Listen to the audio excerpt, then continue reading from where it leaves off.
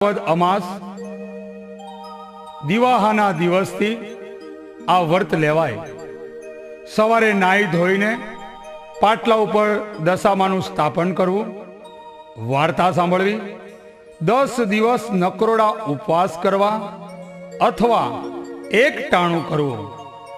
11મા દિવસે માટીની કે ચાંદીની સાંઢળી બનાવી બ્રાહ્મણને દાનમાં દેવી અથવા જળમાં પધરાવી। આ વ્રત 5 વર્ષ સુધી કરવું, પછી એનું ઉજવણું કરવું, સુપાત્ર બ્રાહ્મણને દાન કરવું। દિવાહાનો દિવસ આવ્યો, બધી બહેનો દશામાનું વ્રત કરે।